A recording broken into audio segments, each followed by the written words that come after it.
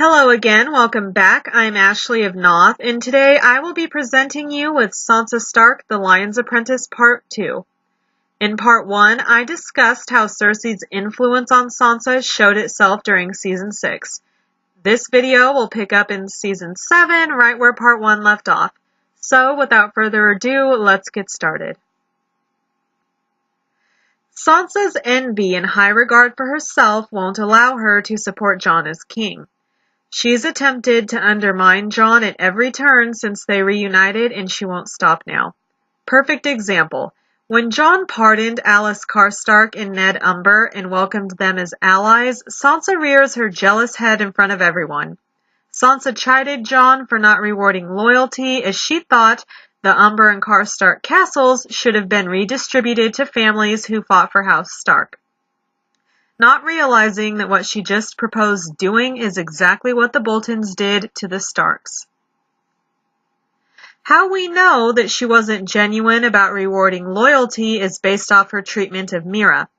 Meera got Bran home and has been his constant companion and protector. In Bran's arrival scene, Sansa doesn't even acknowledge Meera. No hug, no handshake, not so much as a thank you. Pretty odd behavior considering Sansa is supposedly all about rewarding those loyal to her house. There's not a person, save for Meera's father, who's been more loyal to House Stark than Meera. Sansa could learn a thing or two from Meera, actually. Nevertheless, Sansa showed herself to be a flaming hypocrite. She merely used loyalty as a pretext to undermine Jon and make herself look better to the other Northern Lords. What was it she said about the Karstarks? That they declared for someone without knowing they had another choice? Is this what she's trying to illustrate to the Northern Lords who declared for Jon? That she is another and better choice? And this is the exact thing Arya senses in Sansa and is trying to assess. We know Arya is big on loyalty and loves Jon more than any of her other siblings. So Arya is not going to allow anyone to betray him and will look out for his best interests in his absence. Almost every time Arya sees Sansa, she's playing the game of faces, assessing Sansa's loyalty. I think she first gets the idea to do this in Season 7, Episode 5, when Sansa allows those at court to malign Jon, then allows her supporters to speak glowingly about her, that they should have chosen Sansa as their leader, etc. When confronted by Arya, Sansa tries to say that she was only doing her duty and listening to her people, but Arya saw right through that lie. This was another example of Sansa using chaos as a ladder. Instead of immediately shutting down the bad talk about Jon, Sansa allowed the discord to continue in hopes that more men would get fed up with Jon and turn to her and choose to support her. The more support Sansa can garner for herself without actually saying anything, the easier it will be for her to betray Jon. And if she never appears to directly campaign for their support and the lords come to their own conclusion to declare for her, what could anyone say? Chaos is Sansa's best friend right now. Arya knows this too, and I believe she's trying to determine how big of a threat Sansa is to Jon.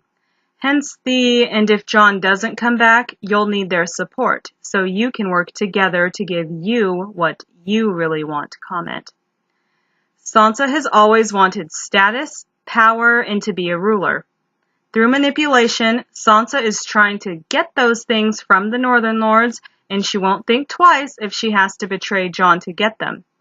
I love that Arya is refusing to let that happen and is calling Sansa out. It's about time someone told it like it is when it comes to Sansa. One of my favorite moments of the season came when Arya confronts Sansa over the letter she wrote Robb. Sansa immediately says this was not her fault, that she was forced. Arya takes away that excuse by pointing out there wasn't a knife to Sansa's throat, nobody tortured her into writing it, etc. She chose to betray her family. Determined to take no responsibility, Sansa jumps to blaming it on the fact that she was a child. Again, Arya takes away her excuse by saying she, Arya, would have died before letting the Lannisters use her to betray her family. Sansa then equates what she did with Arya not doing anything to save their father the day he died. What an idiot! Arya was younger even than Sansa and was just one person. There was no way she could have stopped what happened to Ned. But Sansa had control over whether or not she did Cersei's bidding, and she chose to write the letter. But as usual, Sansa finds no fault in her own actions and resorts to false equivalency to make herself feel better. What happens next is exactly what Arya was trying to figure out. Stripped of all her excuses, Sansa shows her true colors. Sansa says, "You should be on your knees thanking me. We are standing in Winterfell because of me. You didn't win it back. Jon didn't win it back. He lost the Battle of the Bastards. The Knights of the Vale won the battle, and they rode north for me." What a witch! What an effing witch! Sansa just exposed herself as the self-centered, manipulative lioness that she is. First and foremost, if Sansa was as loyal as she claimed, she wouldn't think like that. Instead of screaming, "Me, me, me," and wanting credit, she would be happy that her home was reclaimed, period. Also, in the previous episode, Sansa told Arya that Winterfell was taken back as the result of the Starks, Mormonts, Hornwoods, Wildlings, and the Vale. In fact, her exact words were, "Winterfell didn't just fall into our hands, we took it back. And the Mormonts, and the Hornwoods, and the Wildlings, and the Vale. All of us working together." So, which is it, Sansa? Was it everyone's efforts who risked their lives in battle, or was it just you? She's so full of it. She also proved my point about her scheming leading up to the Battle of the Bastards. She just told Arya that Jon lost the battle. Perhaps if Sansa had spoken up at any point before the battle, the strategy would have been different, or they would have had more allies fighting with them and Jon wouldn't have lost the battle. But Sansa wanted Jon to lose.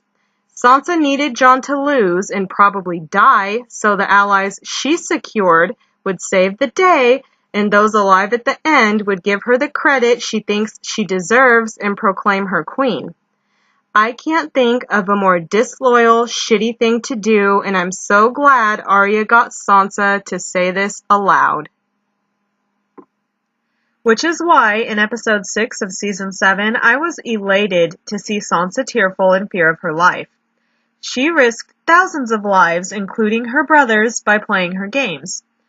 Even before anything really happens in this scene, she shows her true colors.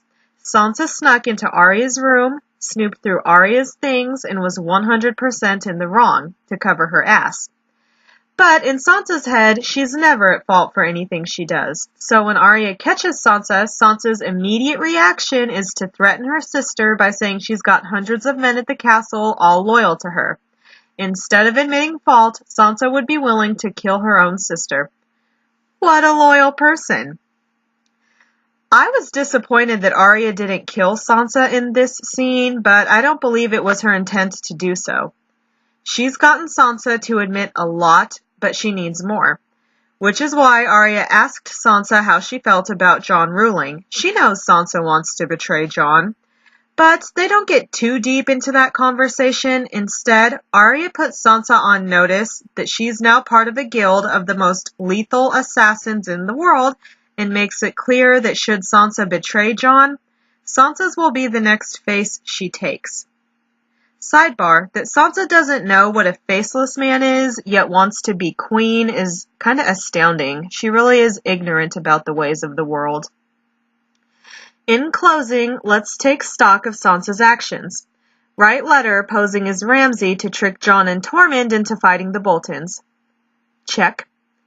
Withhold valuable information from my brother and his advisors regarding allies. Check. Withhold same information from potential new allies who have issues teaming with current allies. Check. Allow Jon to get embarrassed in front of Northern lords in the process. Check. Risk thousands of lives, so allies I secure. Win the battle at such a time when all hope is lost, so I look like a savior. Check. Once brother gets proclaimed king, undermine him openly in front of his court. Check.